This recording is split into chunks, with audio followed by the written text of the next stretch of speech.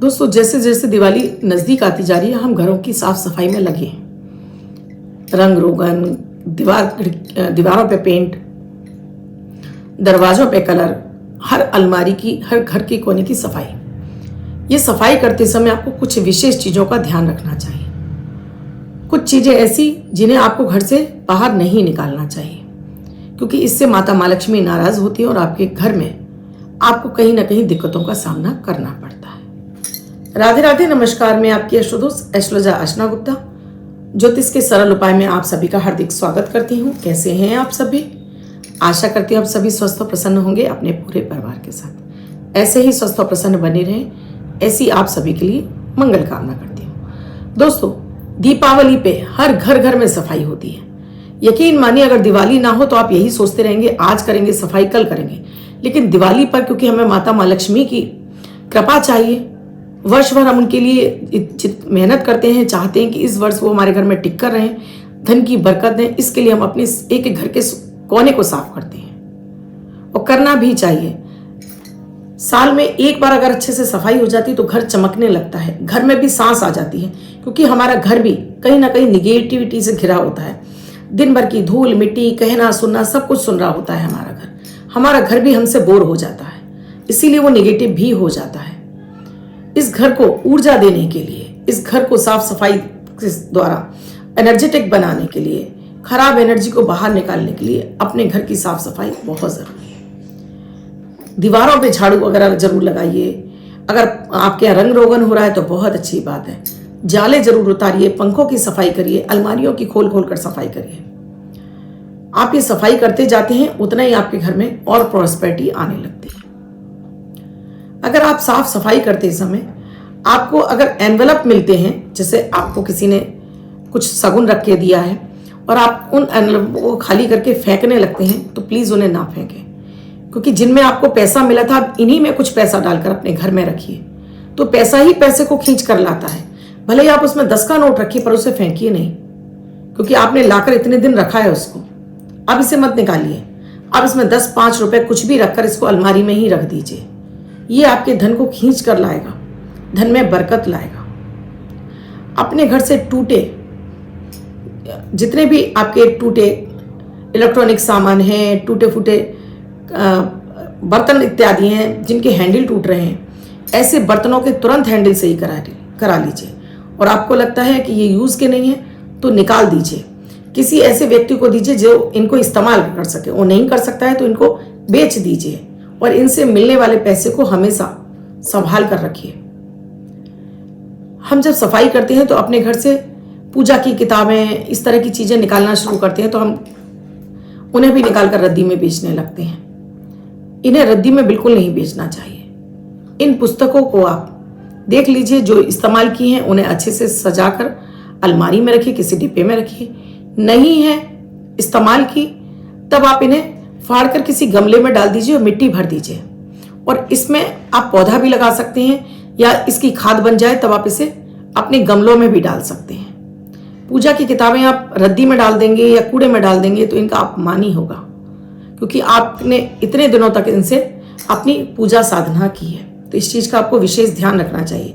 पूजन सामग्री जो भी निकल रही है उसके साथ भी आप यही करिए, सारा एक पॉट में भरिए, एक गमले में भर दीजिए और कुछ कपूर डालकर, कुछ उसमें और चीज़ें डालकर, कंडे का बुरादा वगैरह डालकर आप इसमें आग लगाकर इसको जला दीजिए। लेकिन इसे इस तरह से यूं ही कूड़े में मत फेंकिए। जल प्रवाह की जगह है, आप जल प्रवाह कर तो देते हैं, लेकिन वो जाकर गंगा जी के किनारे फिर जाकर निकल कर रख जाता है, वह प्रदूषित करता है। तो उससे तो बेहतर है कि अपने ही घर में इसको जलाकर खत्म कर दीजिए। कभी भी पूजा करते समय, जैसे आपने साफ सफाई कर रहे हैं, उस समय अपनी पुरानी झाड़ू को उस समय मत निकालिए। पुरानी झाड़ू को आपको दिवाली के बाद ही हटाना चाहिए।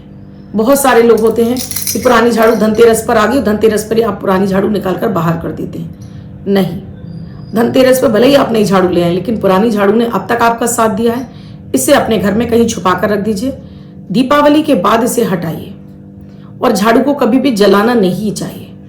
आप इसे हटा दीजिए, सफाई कर्मचारी को दे दीजिए, वो इसको ले जाकर चाहे तो डस्टबिन में डाल देगा, और चाहे इसको वो उसके लिए यूज लायक होगी तो कर लेगा अपने इस्तेमाल में। लेकिन आप इसे दिवाली से पहले मत हटाइए।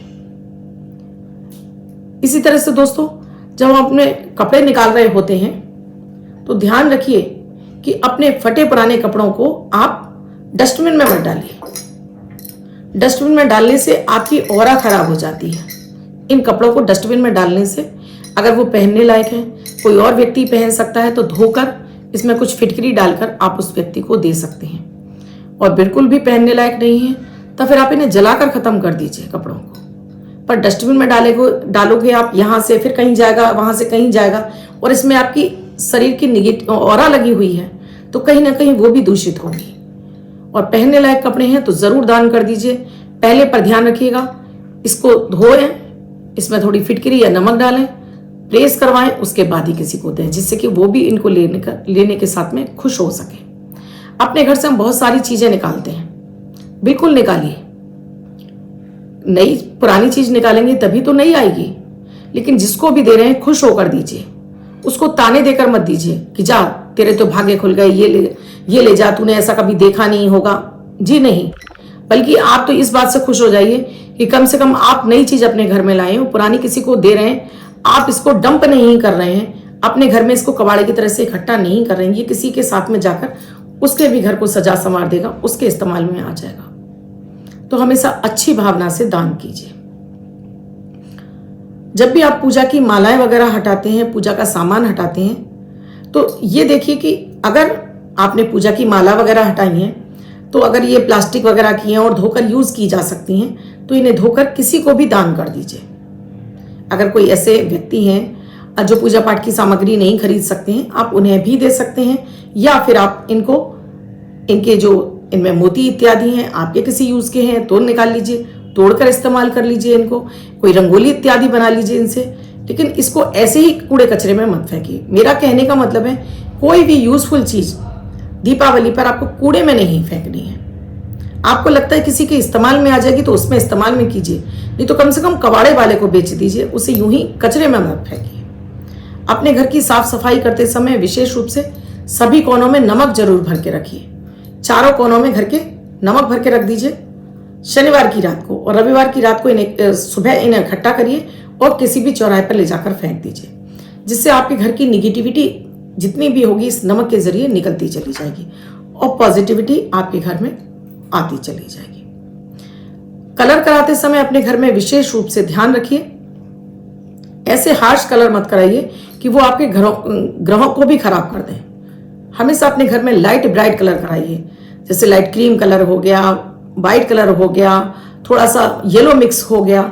बहुत ज्यादा नीला काला कलर अपने घर में यूज नहीं करना चाहिए। इस दिवाली पर आप ध्यान रखिए, अपने वार्डरोब, अपने दीवारें ब्लू और ब्लैक बिल्कुल मत कराइए। ये राहु का प्रभाव लाने लगती हैं, आप लोगों के रिश्ते खराब होने लगते हैं, बच्चों के संबंध खराब होने लगते हैं, और घर में निगेटिविटी के साथ में माता माँ लक्ष्मी भी उस घर से चली जाती हैं जिस घर में इस तरह की लड़ाई झगड़े होते रहते हैं। तो ध्यान रखिए, इस दिवाली अगर आप इन बातों का ध्यान रखेंगे, यकीन मानिए इस वर्ष आपके घर में दिवाली पर माता माँ लक्ष्मी का आगमन पूरी तरह से होगा और धन धान्य की वृद्धि आपके जीवन में बनी रहेगी। दोस्तों, वीडियो अच्छा लगा हो तो लाइक जरूर कीजिएगा। चैनल से पहली बार जुड़े हैं, आपने अब तक चैनल को सब्सक्राइब नहीं किया है तो चैनल को सब्सक्राइब कीजिए, साथ में घंटी के बटन को ऑल पर कर लीजिए, जिससे मेरे प्रतिदिन के वीडियो समय से आपको मिलते रहें, आपको मेरा चैनल ढूंढना ना पड़े। कुंडली का विश्लेषण कराना चाहते हैं तो स्क्रीन पर नंबर फ्लैश हो रहे हैं, कॉल या मैसेज के जरिए जान सकते हैं। धन्यवाद।